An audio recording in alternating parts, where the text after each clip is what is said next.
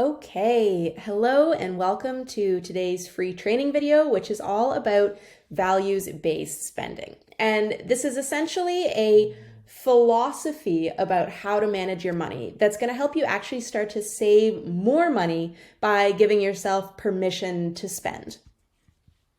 So for those of you who don't know me and aren't super familiar with the platform yet, hi, my name's Corey. I'm the founder of the How to Adult School, which is an online personal finance education platform.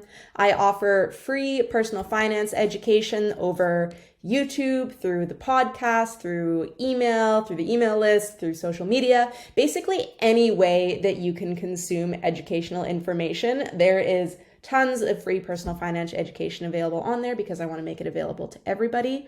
And for those of you who, feel like you've learned as much as you can from the free education that I offer, and you feel like maybe you need someone to help you personalize the information a little bit more, maybe you need to be part of a community, maybe you just feel like you need someone to hold your hand a little bit as you go through the process of getting in control of your personal finances, I also offer some paid courses and some personal finance coaching if you're ready to, jump in and take things to the next level.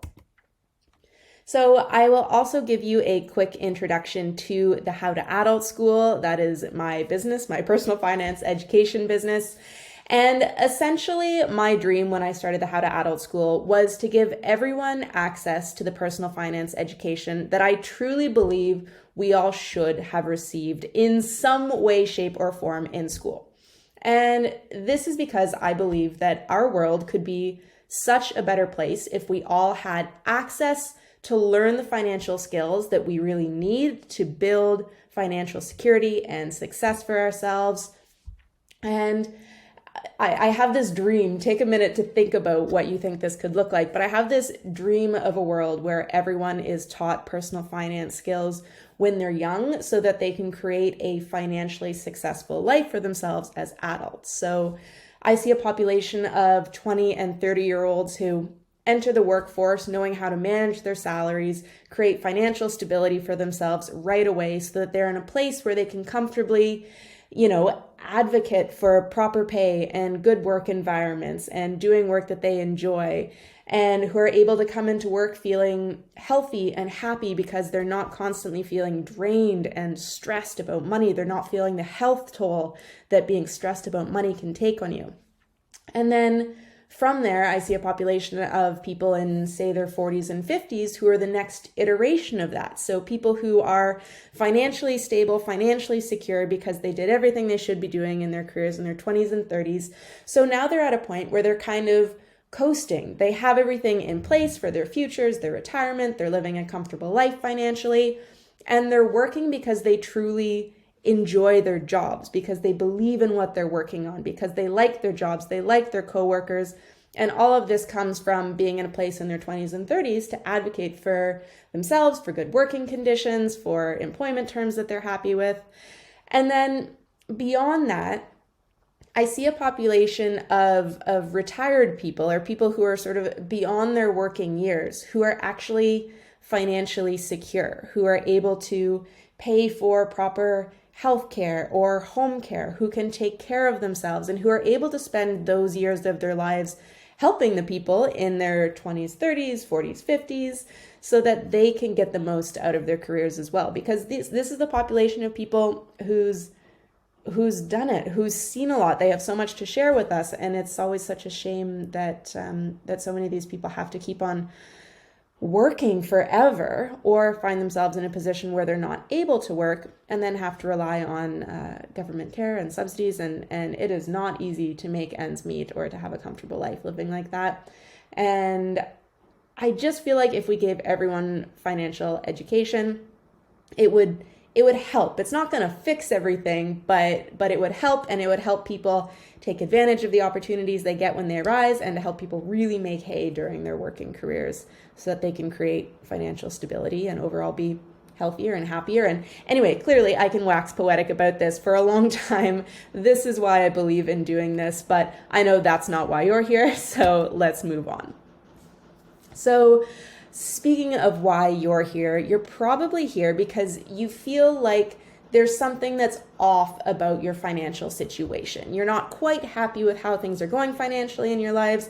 You know that it can get better. It can definitely be better. So you're here trying to figure out what your next steps are to make a change. So if you're feeling like it's time to start taking charge of managing your money, you're in the right place, because today we're going to be talking about the very first skill you need to master, which is how to manage your spending so that you can consistently spend less money than you're making. And I know it feels flippant when you say it like that. I know when you see it on social media, it's so like, oh, it's easy. You just spend less than you're making and invest the difference. And let me be the first to tell you, if you're struggling doing this right now, it is not you. That is actually a very hard thing to do and to accomplish in today's world. And we're living in a time where the cost of living has risen drastically compared to how our wages have increased, and it's getting harder and harder for people to make ends meet. So, like I said, if you are struggling with this right now, if you're struggling with spending less than you make, it's not just you. It is a hard thing to do. And hopefully what we're going to cover here today is going to give you a really good coping skill to help you balance out those numbers about this. So the best trick that you can use to start managing your spending in such a way as to hopefully start spending less than you make is to implement a values-based spending system into your life. And this is what I'm going to teach you to do. What can following an expense tracking system and creating a values-based spending system do for you? So if you're in a place right now where you are struggling to save money, implementing this practice into your life is going to get you to a point of being able to understand your earning and your spending and your savings so well that you're going to be able to work on increasing that savings number. You're going to get to know what percentage of your income you can save, and you're going to be able to automate a transfer of that percentage of your income into your savings so you don't even have to think about it. It is possible. You don't have to expect yourself to come in with a 10 or 20% savings rate right away. That's not necessarily realistic for everybody. If you can start doing this exercise and even get up to a 1 or 2% savings rate from zero or maybe negatives that you're at right now, like that is a win. Just start somewhere. If you've been feeling like you need and want more in your life, then implementing a values-based spending system and using the tools for this to change your mindset is going to get you to a place of loving and appreciating what you do choose to spend your money on. It's going to help you start shifting your perspective from, oh my God, look at all of these things in the world that I want and that I can't have because I don't have enough money, I don't have enough financial resources.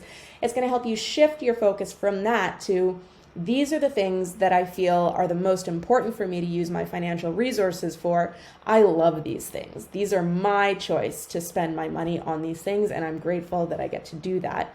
And you still will feel like you want things, like you don't get to spend your money on all the things you want.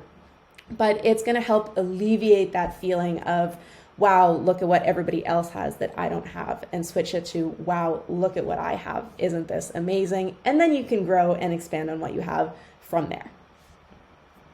Finally, my little video is over this corner, but what it says is if you currently feel like you are being controlled by your money, learning how to track your expenses and implement a values-based spending system is going to switch you to another mindset of feeling like you are in control of your money. It's going to show you exactly what you are doing with your money currently. It's going to teach you how to understand what your spending behaviors are and how you can control your spending behaviors so that you are in control of your money and you get to use it as a tool to build a life that you actually are going to enjoy living in. So I stumbled onto values-based spending when I was in my early 20s, 21, 22. That's around when I was starting my first business. And I was suffering from the age-old problem of, I didn't have an unlimited income. I was starting my first business. I didn't have a huge income. Any extra money that I did have, for the most part, I was funneling back into the business so that I could grow that, automate it, outsource it, all that good business stuff. And I really didn't have a lot of disposable income. But I had a lot of big financial goals that I wanted to achieve. And I was also in my 20s and living in downtown Toronto, and I wanted to live and enjoy and do things that I wanted to do. So I came across this theory of values-based spending, and I figured, what the heck, I might as well try it.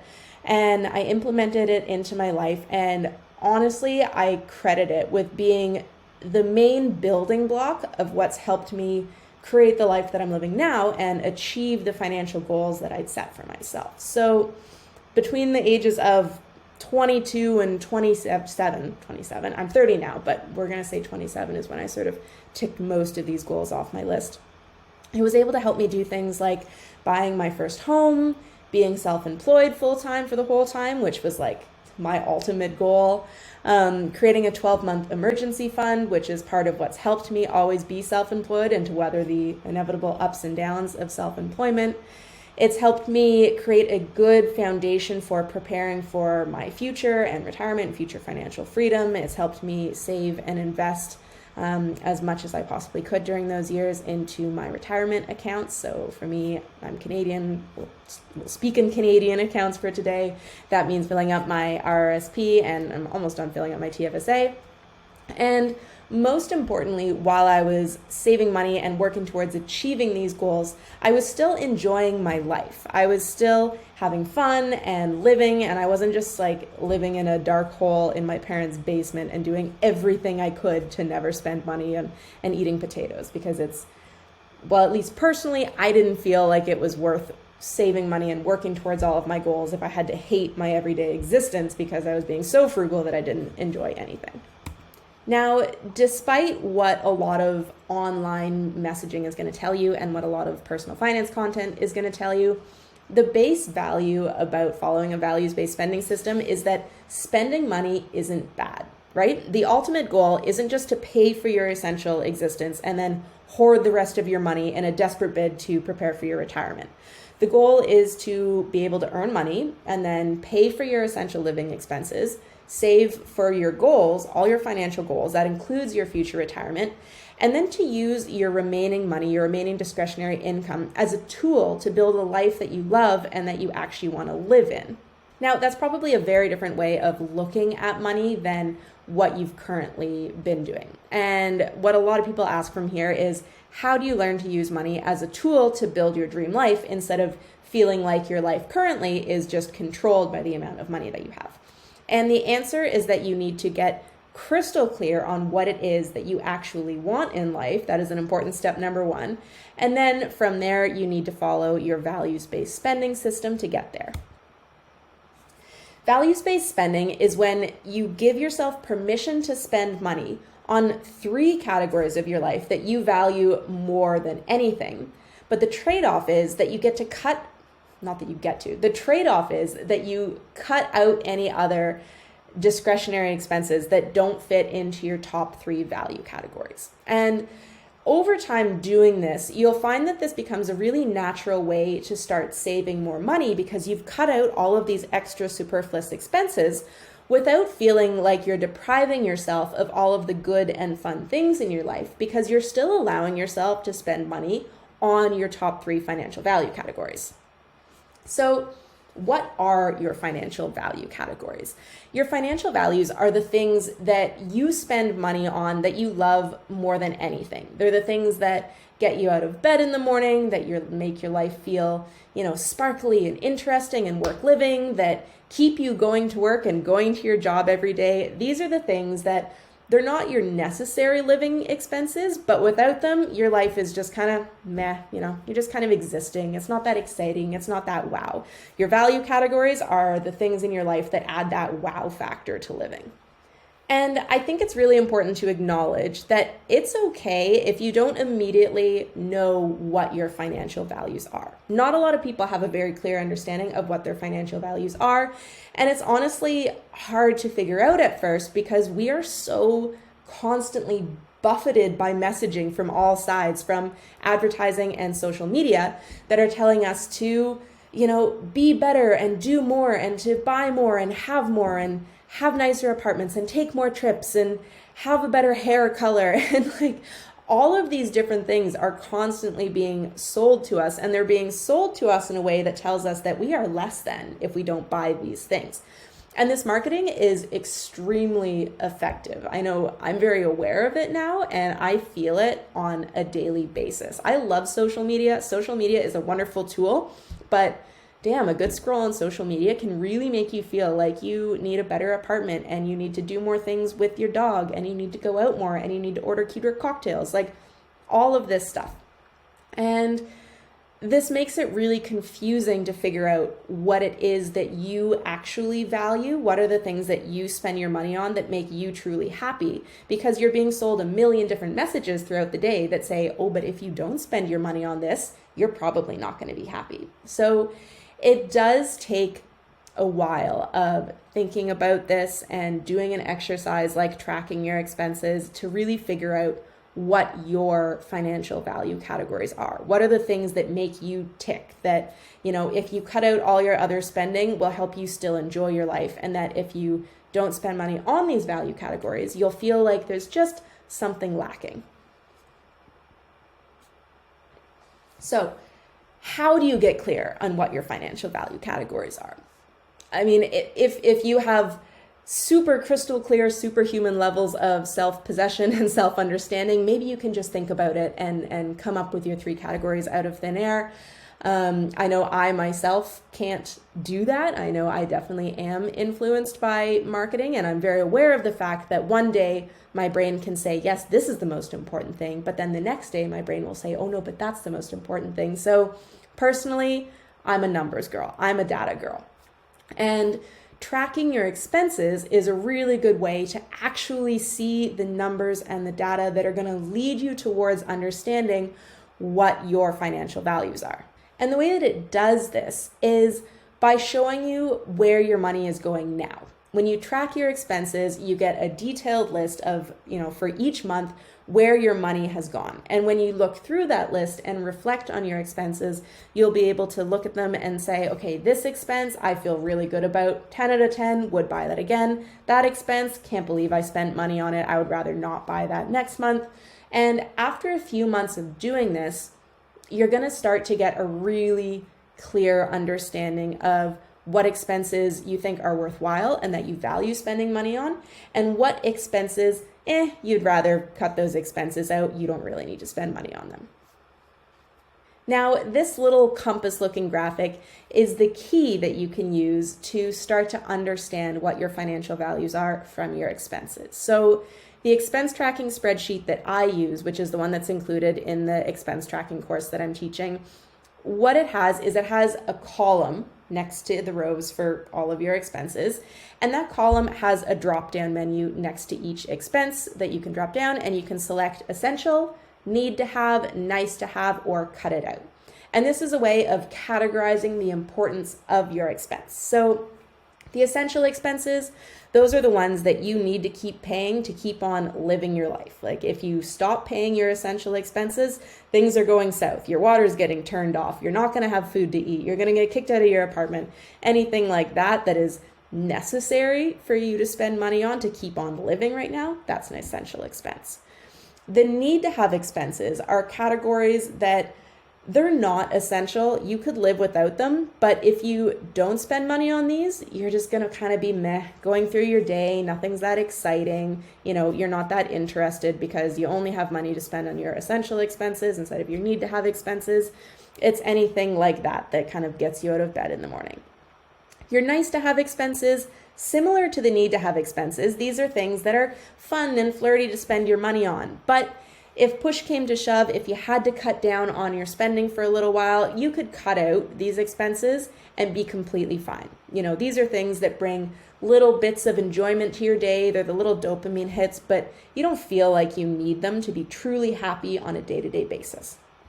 Finally, your cut it out expenses, probably pretty self-explanatory. These are expenses that when you look back through your spreadsheet, you look at and you go, oh my God, I can't believe I spent money on that. Whether that was an impulse social media purchase, or an expense like a late fee on a bill payment, like an interest fee because you just weren't organized and you didn't pay your bills on time this month. So these are any expenses that, if you could go back and redo the month, you would not spend this money. And this is what you carry forward going into the next month to remind yourself, okay, I wished that I hadn't spent money on that last month, so this month I'm not going to do that. And the way that you're going to use this information to determine what your top financial value categories are is to look at all of the expenses that you classify as being your need to have expenses. So track your expenses for a couple months, look back through, and take a good close look at everything that you've labeled as being need to have. And this is going to start to give you a pretty clear guiding arrow towards what your top financial value categories are. Give me 1 second, all this talking.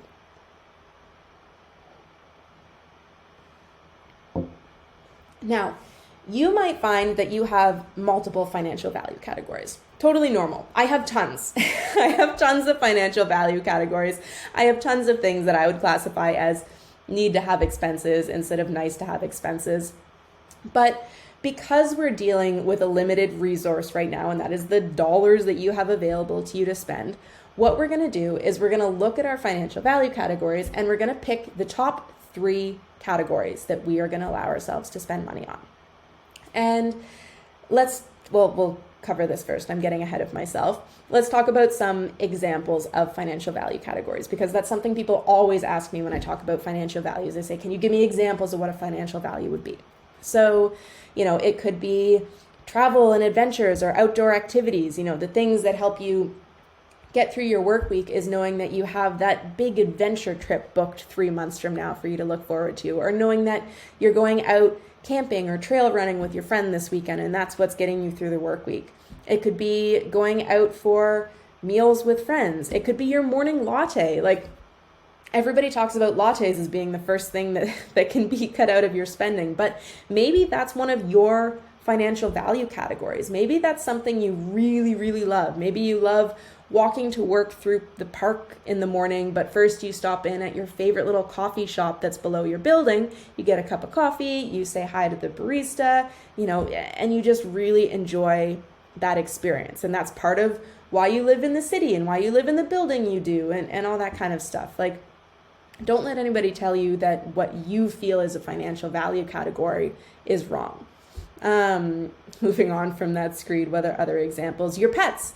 Pets, for me, when I was in my early 20s and I first started doing this, my dog was one of my top 3 financial value categories, because I didn't have to have a dog at that point in my life. I ended up taking my family dog off my parents' hands because she was just a bit too much for them. But if I hadn't been able to do that, I could have easily asked that they keep taking care of her for a few more years and I could come in and pitch in and help where I could. But the dog was one of my financial value categories. I took that on and I was happy to spend money on the extra expense that she was in my life because I lived for my dog. I loved working from home with her. I loved going out to patios with her. I loved planning weekend hikes around her. She was definitely one of my top financial value categories. And my current dog is a value category too, but I'm at a different level financially now than I was when I was in my 20s. So he classifies now as,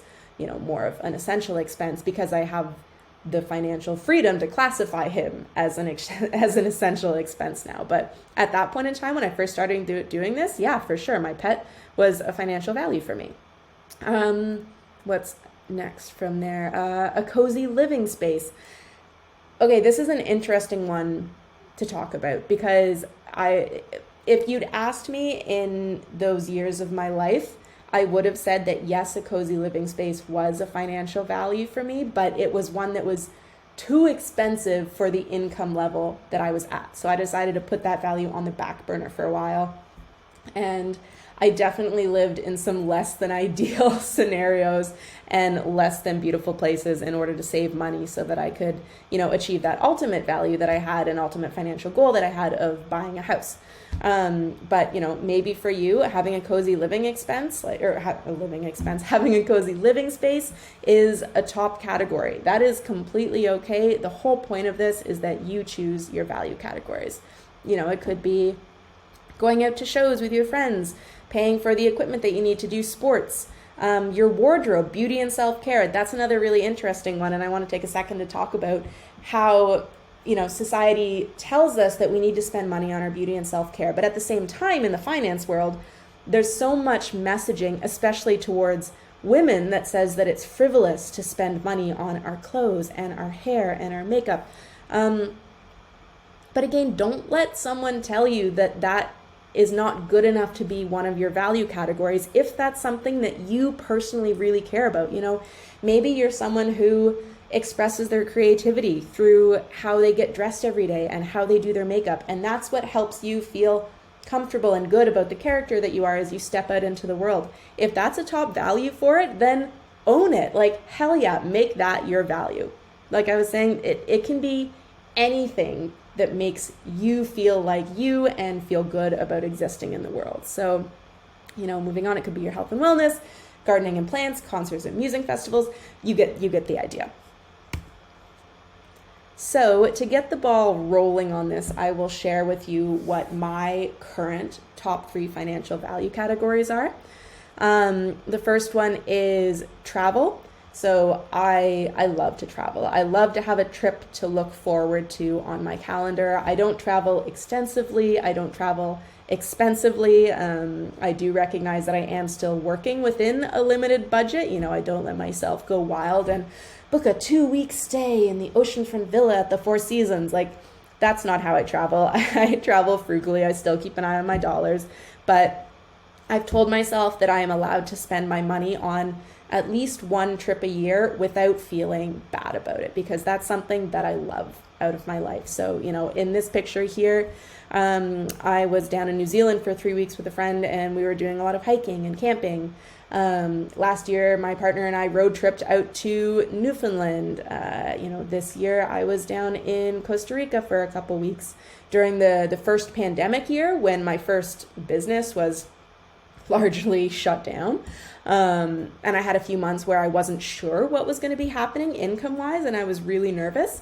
I cut my traveling down that year. We booked a week-long camping trip up in Killarney. So very low expense, but still travel. That was still a value category. And I was still like, heck yeah, I can spend some money on that. That's fine. Good food, definitely one of my value categories. I think this has always been one of my top financial value categories. And what I mean by this is good food that's above and beyond my basic grocery budget, right? I don't restrict the amount of money that I will spend on good ingredients, fresh ingredients, fun ingredients, anything that I can cook with, because I love cooking meals at home. I love experimenting in the kitchen. I find it super creative. I love feeding people, and I never want to feel limited that way. So that's for sure one of my top financial value categories. I think it has been since I first started doing this. And there have been times in the past where, with friends, I've talked about what my grocery budget is, and people have said, oh my God, your grocery budget is huge. And I'm like, yeah, it is huge. And I'm completely okay with that. I have given myself permission to spend basically as much money as I want on groceries, because I'm not going to go wild. Like, what's a crazy grocery? I don't like caviar. So it's not like I'm going to go out and spend $300 on a tin of caviar, anything like that. I know that I can comfortably spend a large amount of money on groceries without going overboard, and I can really enjoy it. And I can feel completely fine about it because I have almost no budget for, eating out food, ordering in, picking up food to go, picking up coffees to go. Those are just things that I don't get a lot of value of, so I spend hardly any money on them. I would rather spend money on, a whole set of good ingredients that I don't have yet for a recipe that I want to try out. So good food, value category. And the final value category that I have right now is spending money on my health. And again, like the groceries, that's above and beyond the basics that I need to be healthy. So now this means spending money on a really good workout class that I really enjoy. A few years ago, I started taking pole fitness classes, and it turns out like I love it. I love that workout class, and I will happily say no to spending money on other things so that I can keep going to that workout class, because it's been amazing for my muscles and health. It's a version of being active where I can go and have fun with friends and like laugh my ass off in class for the week. It's something that I can spend money on that's for my health, that I feel really good about it. I'm not gonna restrict my spending on that. Same thing goes for if I feel like I need to go visit an acupuncturist or a chiropractor or a massage, anything like that, that in my early 20s, I would have gone, ugh, I don't know if I can spend the money on that. It wasn't one of my value categories then. I would have felt like, ugh, about going to massage. Now I'm like, yeah, I'm booking a massage. Like, this is why I work hard. This is why I don't spend money in other areas, so that I can spend it on this and enjoy it. Your next step now is to spend some time thinking about it and figuring out what are your unique financial value categories. And this might take you a while to figure out. You might have to spend some time wading through all of the like society shoulds that you think that you should spend money on. And overall, you're going to want to kind of peel back the layers of that to figure out what are your financial value categories. If you strip everything else away, what are the 3 things that you will continue spending your money on that's going to make you really excited? And on the flip side of that, once you've chosen what your top 3 financial value categories are, any discretionary spending, any extra spending that doesn't directly fit into those 3 categories, you're going to cut that out. Those expenses are gone for your life. And don't expect yourself to be able to do this immediately unless you have superhuman willpower. This is a hard thing to do. And it's something that you're going to train yourself to do over the course of a few months while you track your expenses and get really clear on what your value categories are. So I'm going to walk you through a quick list of 4 questions that I've found have been really helpful to ask myself if I'm considering spending money on something that's outside of my value categories. So first question is always, do I value this, or does society tell me I should spend money on this? And for me, I ask myself this when it comes to spending on the beauty aspect of my life, basically. I am not immune to all of the Instagram posts about, being in the latest fashion and the latest makeup trends and making my hair blonder and my teeth whiter. I'm not immune to those feelings. But I do question when I feel like I should spend money on that, whether that's something that's actually going to make me feel happier in my skin, or if that's something that society is telling me I should do. So, like I said before, that could very well be a top financial value category for someone. Just for me, it's not. So that's a question that helps me kind of move on past there. The next question is, does this expense contribute to building the life I want to live? And there are a lot of things that you could spend money on that won't actually get you anywhere, that you could very well enjoy, but they're not going to get you closer to building the life that you want. And this kind of harks back to what I was talking about using your money as a tool to build the life that you want to live. By all means, your financial value categories don't have to be things that stick around in your life forever. If you choose restaurants, like you go there, you eat the meal, you have the experience, and then you're done. That's completely fine. But for me, I always want to be spending money on something that contributes to building the life that I want to continue to have in the future. The third question, this one is always very effective. Would I rather spend this money on my value categories? So when there's something else that I'm feeling like I'm wanting, like for example, this morning, I was on social media, of course, and I had one of those wonderful little helpful Instagram ads showing me a coat. And I was like, oh my God, I love this coat. Like, this is the coat for my wardrobe. I definitely need to go and buy this coat. I looked at it. I thought about it. It was beautiful. I would love to own the coat. But I asked myself, would I rather have this money to go towards the next trip that I'm planning this year, or for throwing a really great dinner party with some friends soon, or, to have a few massages before the end of the year? And the answer, hands down, is I would rather spend that money on my financial value categories. I have a lot of coats already. It wasn't filling a great need. I just really like the style of it. Like, I like the collar, I like the wool, I like the color. But at the end of the day, I definitely don't need that coat. I don't even know if I would love it long term. So I don't regret not buying that at all. Like I say 6 hours later as it's turning into spring. We'll see how that one goes. Finally, the last and most important question is, can I delay this purchase and come back to it later when I have more financial resources? And I say that this is the most important question because this is something that you can ask yourself about some expenses that could very well be your financial value categories, but that are really big financial value categories. Like choosing to spend money on those means that you're spending a lot of your financial resources on those categories instead of putting more towards saving for your goals. So an example of this for me, which I kind of touched on earlier, was creating a cozy place to live. So I am definitely a homebody in a lot of ways. I'm definitely an introvert in a lot of ways. Having a comfortable home space is for sure very important to me. But I didn't want to put such a massive chunk of my income towards paying for rent on, the perfect, beautiful, aesthetic place, and on paying to furnish and to decorate and to outfit this place that I was renting and knew I wouldn't be in forever. So I spent a lot of years living in situations that were far from ideal for me. But I was completely okay with it because of all the money that I was putting away towards buying a home. And now I've been able to buy a home, and even once we have this home, I'm not spending a ton on furnishing it or anything like that because we very much bought a starter home. And, when we move on from this, the furniture that fits here isn't going to fit the next place that we're going probably. So there's always that balance. I decided in the younger years of my life to delay that expense to a point where I was going to have more disposable income in the future and could get closer towards my goals.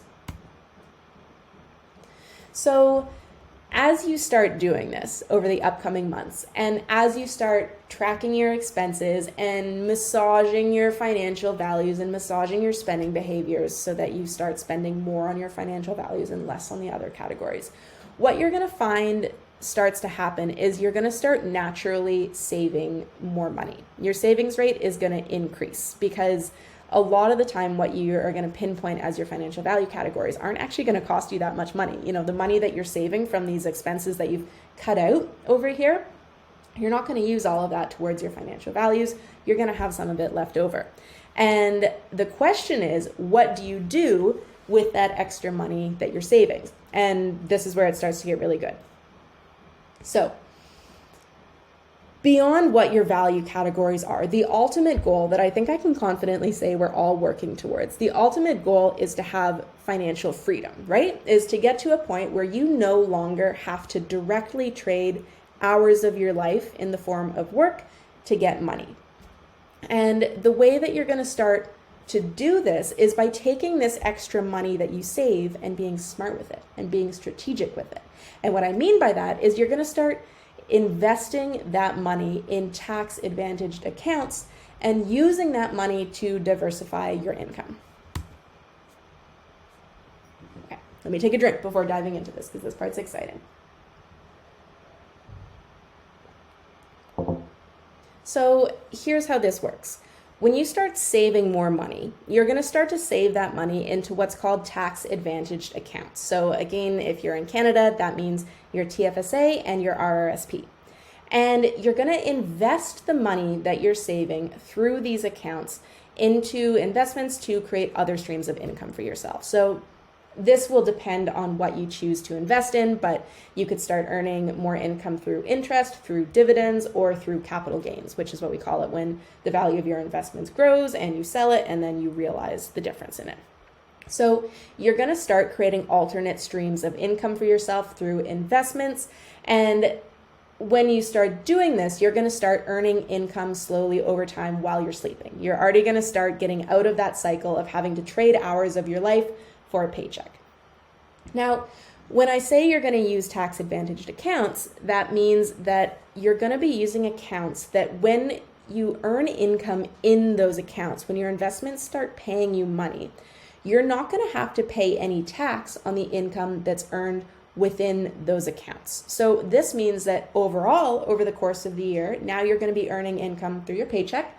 You're going to be earning income through your diversified investment portfolio, and you're not going to have to pay any tax on the money that you're earning through your investments. And as you do this over the years, the ultimate goal is that you're going to grow your investments to a point that you're able to completely replace your salary with the income that you're earning through these investments. And because you're using the tax advantaged accounts, you're going to have to pay significantly less tax on the income that you earn from these investments compared to your paycheck. So let's use your TFSA account as an example because this is the best version of it. Let's say throughout the course of your life, you're earning a $50,000 salary and you're paying normal income tax on that $50,000 salary, right? But you're diligent about saving, you put it into your tax-free savings account, you invest the money, your investments do well, and that account grows. When it gets to a certain point, you're going to be able to start drawing a $50,000 salary from your investment account instead of from your paycheck. So you quit your job, you quit your $50,000 paycheck job, and you start taking $50,000 a year out of your account, out of your TFSA account.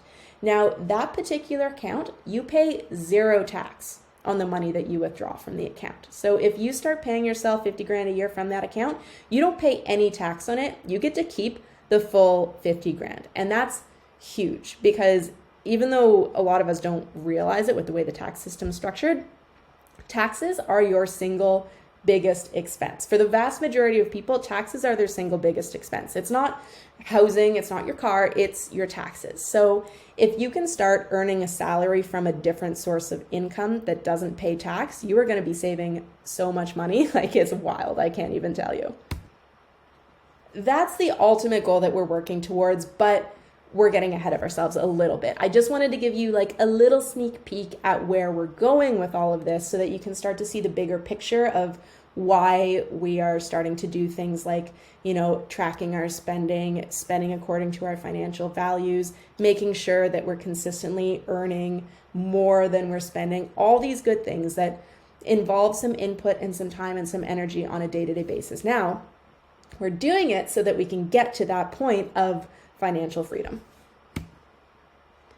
Your next step after learning this today is you need to start by finding an expense tracking system that works for you. Now, I offer a whole course on expense tracking, and it comes with this wonderful little expense tracking spreadsheet, which is a very similar version to what I've been using for like the past 10 years of tracking my expenses. But you don't have to do it this way. I'd say the most important thing is that you find a system that works well for you. So whether that's my spreadsheet, whether you build your own spreadsheet that's modeled off of mine, whether you go on Etsy and find a spreadsheet that you like to use, it doesn't matter. Just find the one that appeals to you. The one bit of advice that I would offer, because I've tried a lot of spreadsheets online, especially when I was younger and trying to find a version of it, I ended up making my own because a lot of the ones that you find online have too much, at least for me. I'm not someone who wants to open up an Excel sheet and see all types of graphs and predictions and charts. And I find that's all just very messy and confusing, and it takes you longer to learn. So I'm a simple, streamlined person.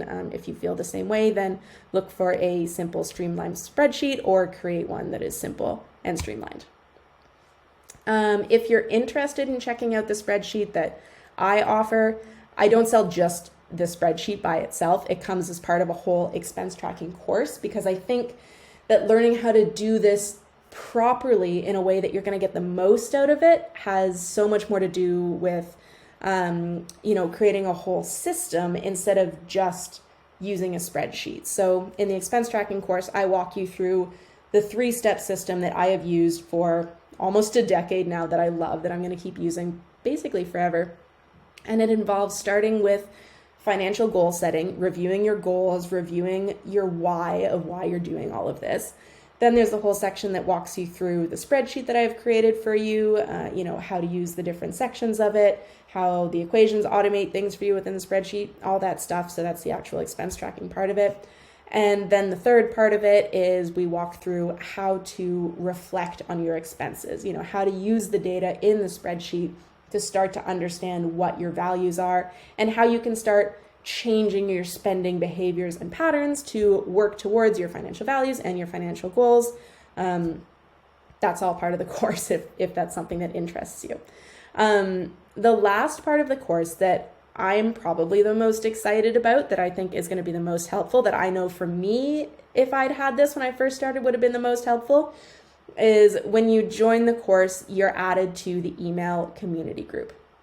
And essentially, this is a group of people who once a month, I'm going to send you an email that's reminding you to schedule in time for your expense tracking each month, because it can be hard to implement this habit into your life at first. It's not the most fun chore to do. And sometimes you need a reminder to put it in your calendar. And there's also going to be all kinds of little money saving tips and tricks and inspiration and things like that in there to help you really get the most out of your expense tracking. I have not actually launched the course yet. I'm super excited. It's opening tomorrow on Sunday, April 23rd at 8 a.m. You are already on the Insider's email list if you're watching this free training right now. So this means you already get access to the deals I'm about to tell you about. I wanted to create something that was really accessible for everybody at first to take this sort of first step towards getting control of their money. So for the insiders on the list, the course is going to be offered at a discounted rate of $49.99. I'm going to continue to offer that rate for the first 3 days that the course is open, so until April 26th. And then after that, the price is going to go up, and it's just going to be a static available course on my website.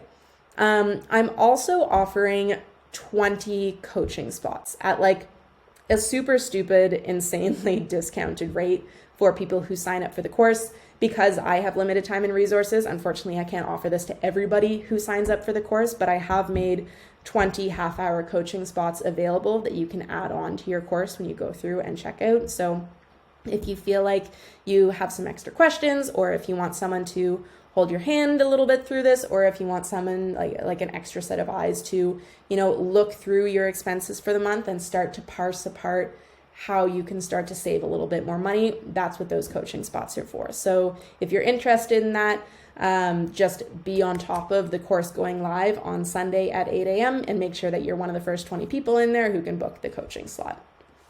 And that's it for today. I hope this was helpful for you. I hope that this is sort of a change in spending philosophy for you, like it was for me, that can help you start to switch your view of how you use your money and start to understand how it's just a tool. It doesn't control your life. It's something that you can use to build your life.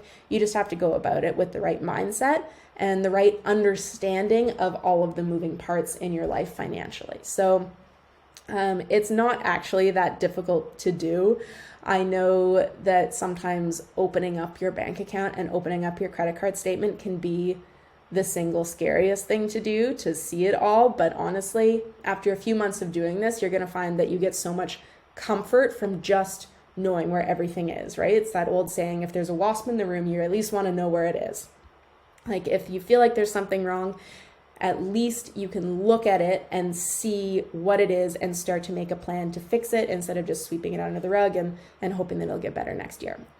Because the honest truth is, when it comes to managing your money, it's not going to get better unless you start working on making it better and putting the systems in place and getting the education in place for you to work towards that ultimate financial freedom goal that I was wrapping up this free training by telling you about. So, like I said, hopefully this is helpful. If you have any questions about the course or anything that's included in it, or about this free training, I find Instagram DM is the best way to reach me. So just shoot me a message on Instagram with your questions and I will do my best to answer it or point you in the right direction. Thank you so much for your time today. Thank you for tuning in. And I hope to maybe meet you in one of the coaching slots or in another coaching session one day. Have an awesome day.